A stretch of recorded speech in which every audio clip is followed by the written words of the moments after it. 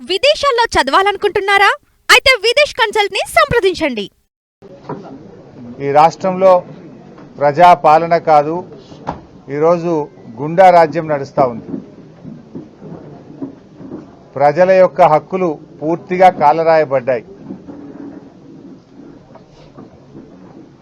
మొన్న సిద్దిపేటలో నా కార్యాలయం మీద దాడి కావచ్చు, నిన్న హైదరాబాద్లో కౌశిక్ రెడ్డి గారి ఇంటి మీద దాడి కావచ్చు, రాత్రి సునీతా లక్ష్మారెడ్డి గారి ఇంటిపైన దాడి కావచ్చు. అంటే ఒక గుండా రాజ్యం తలపించే విధంగా పాలన కొనసాగుతూ ఉంది.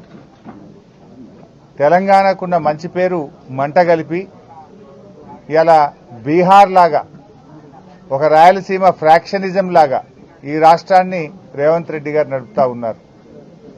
నిన్న సునీతా లక్ష్మారెడ్డి గారి మీద జరిగిన దాడి అది కాంగ్రెస్ నాయకత్వ ప్రోత్సాహంతో జరిగిన దాడి.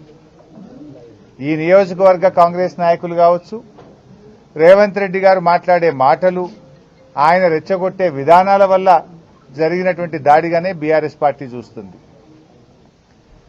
ఇంట్లో నిన్న ఎమ్మెల్యే గారు లేరు. అర్ధరాత్రి పూట ఇటువైపు అసలు వినాయకుడిని ర్యాలీ తీసే సందర్భం గతంలో ఎప్పుడూ లేదు.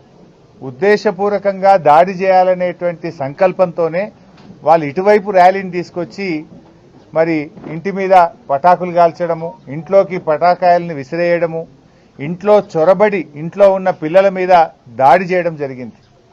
నేను ఇప్పుడే ఎస్పీ గారితో మాట్లాడాను, ఐజీ చంద్రశేఖర్ రెడ్డి గారితో మాట్లాడాను.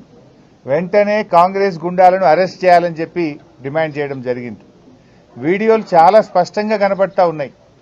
రాత్రి అక్కడికి చేరుకున్నటువంటి పోలీస్ హెడ్ కానిస్టేబుల్ వీడియో తీస్తున్నాడు కాంగ్రెస్ గుండాల యొక్క అకృత్యాలను, వాళ్ళు చేస్తున్నటువంటి తప్పుడు పనులను వీడియో తీస్తుంటే ఆ హెడ్ కానిస్టేబుల్ మీద కూడా దాడి చేసి ఆ హెడ్ కానిస్టేబుల్ చేతిలో నుంచి ఫోన్ లాక్కొని హెడ్ కానిస్టేబుల్ నెట్టేస్తే ఆయన జారి కింద పడిపోయింది.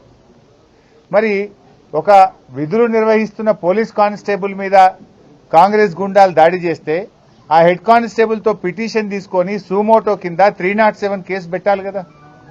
విధులకు, ప్రభుత్వ ఉద్యోగుల విధులకు ఆటంకం కలిగించే సెక్షన్ కింద క్రిమినల్ కేసులు వారి మీద బుక్ చేయాలి కదా. ఎందుకు చేయడం లేదు అని అడుగుతా ఉన్నా. అంటే మీరు ప్రజాస్వామ్యాన్ని రాష్ట్రంలో ఉంచదలుచుకోలేదా? తెలంగాణకున్న మంచి పేరును రేవంత్ రెడ్డి చెడగొడతా ఉన్నారు.